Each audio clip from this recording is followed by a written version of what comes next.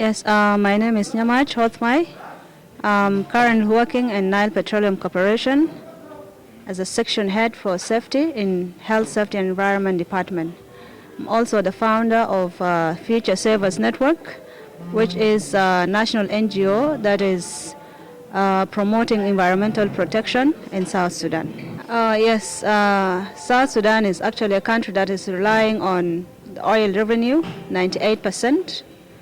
And actually, if we go to the data, even those who are not working are supposed to get a portion of that money from the oil revenue, because if we get what we calculate what we are getting from the oil revenue and we divide it into our population, we have a smaller population. That means everybody is supposed to get a portion of that. But now we are still poor. We are still not getting, we still have people dying of hunger. We still have children who are still out of schools.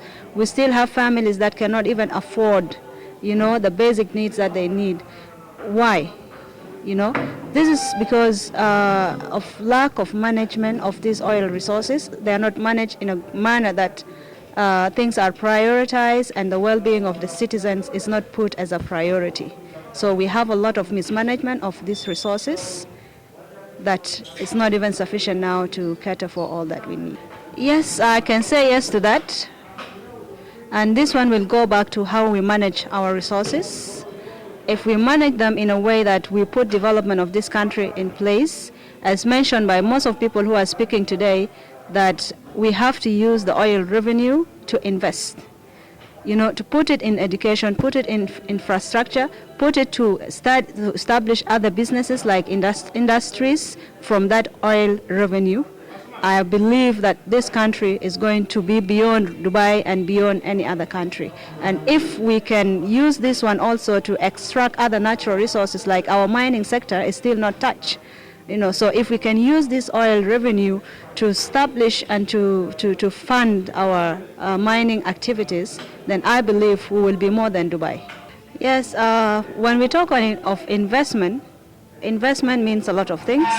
Of course, to invest is to put your resources on something that in the long run or in the short run will bring you something back.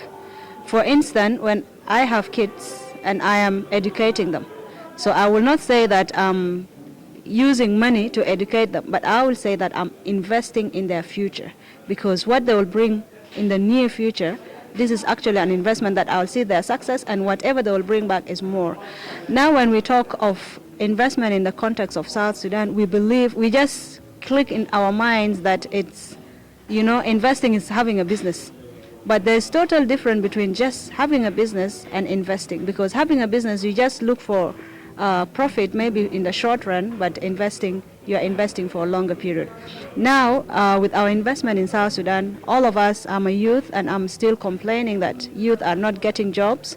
And it's one of the topics that have been running since yesterday and today in the conference, that the local context, investors come in, they have to make sure that they employ the locals, or maybe we have a policy that says if you come and invest, maybe the employees, most of them should be South Sudan, maybe 60% or 50% South Sudanese and the other percentage of the foreign.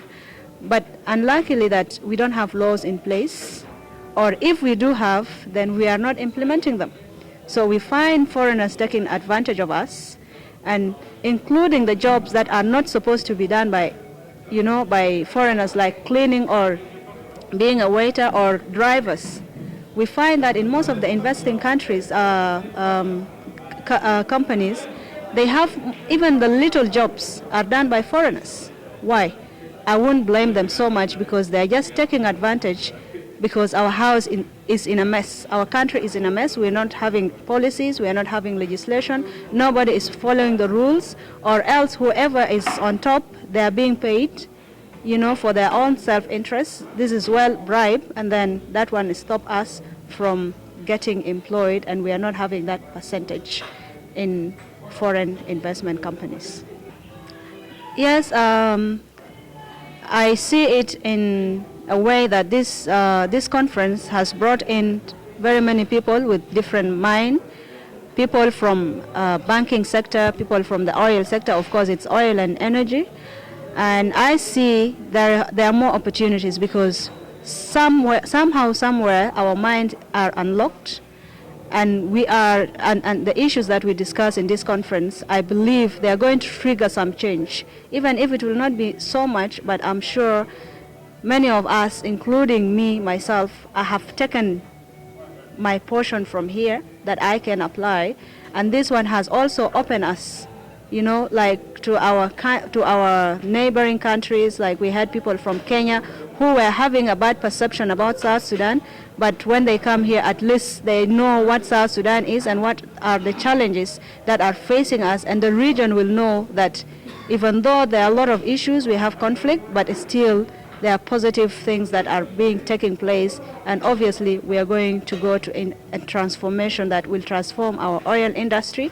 And many of them have spoken of us not relying on the fossil fuel, which can be depleted anytime. We are talking of 40 years, 30 years. The whole world is going to move from fossil fuel, and it will move maybe to have cars that will use gas, or cars that are even going to use the solar.